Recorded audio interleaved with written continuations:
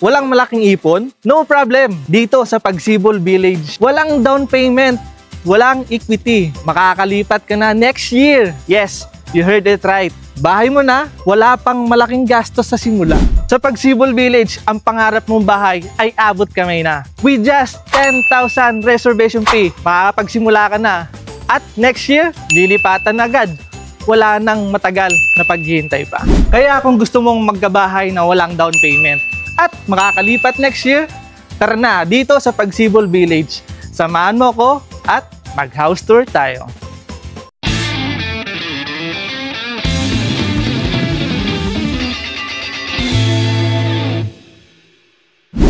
Housing lot na do down payment at mabilis ma-turnover or mabilis malipatan.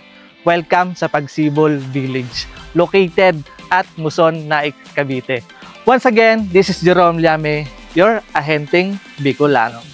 For today's video, nandito po tayo sa Pagsibol Village, located at Muson, Naik, Cavite. Si Pagsibol Village po is provision for 2 bedrooms, 1 toilet and bath, and 1 kitchen. May lot area siya na 54.5 square meter at floor area na 45 square meter. Makita po natin yung facade niya dito kung gaano siya kaganda. Makita po natin, meron na rin siya ditong awning para pag umulan is hindi papasok yung tubig. At ang kagandahan dyan, papakita ko po sa inyo kung gaano kalawak yung parking space niya. Isipin mo, kung dito ka nakatira sa halagang 1.5 million or 10,000 monthly amortization, may ganito ka na kaluwag na parking. Kasya po dito yung isang sasakyan. Wait. Kung hindi naman po is pwede po siyang extend, pwede siyang gawing business kung gusto niyo mag-business, at pwede ring gumawa ng kwarto dito kung may mga kasama kayong elder. At makita po natin dito, nandito na rin po yung septic tank niya. Once na magka-problema man po yan, is madali po siyang may access. Pasok po tayo sa loob. Pagpasok po natin dito sa loob, makikita po natin yung oversized na pinto na napakatibay po niyan. Pati po yung hamba niya, gawa po siya sa metal flush door. Nakita po natin dito na napakalawak yung area niya.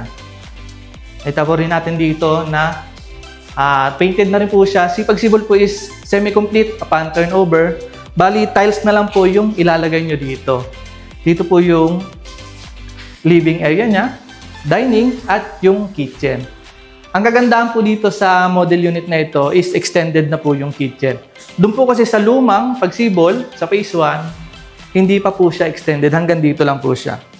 Makita po natin yung countertop niya. Naka-tiles na rin. Yung sink natin, stainless steel, at may cabinet na rin siya. Lagayan ng mga gamit pang luto. Dito po tayo sa CR. Yung CR po natin, complete accessories na rin po siya. Naka-tiles na rin po siya. Bale, may faucet na po siya, shower. At yung pinto natin dito is PVC. Bago po tayo makyat, pakita po natin dito yung mga bintana natin na powder-coated sliding window. Akyat po tayo. Habang papakyat po tayo, makikita po natin yung hagdan natin is gawa sa matibay na bakal. Pati po yung handrail natin. Pakyat po natin dito, gaya po ng nasabi ko, si Pagsibol po is provision for 2 bedrooms. Depende na po sa inyo yan kung paano nyo hatiin yung kwarto. Same po sa baba, tiles na rin po yung kulang dito, at meron din po yung iba ginagamit is binil na lang. Marami po niya sa online. Depende kung anong design pipiliin nyo. At dito na rin po sa bubong natin, makita po natin, isa sa kagandahan dito is naka-astrofoil na po yan. Hindi na po papasok masyado yung init ng araw. Makita po natin dito, may mga abang na rin po siya ng lagayan ng aircon. Dalawa po yan. Meron din po doon. At kumpleto na rin po siya sa electrical fixtures. Yung mga outlet, yung switch natin, ilalagay na lang sa partition niya. At magkano nga ba pag kinuha natin si Pagsibol? Tara, pag-usapan natin.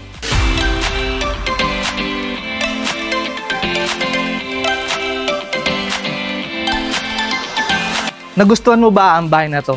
Sa ibang detalye, pwede mo akong i-message sa aking messenger account.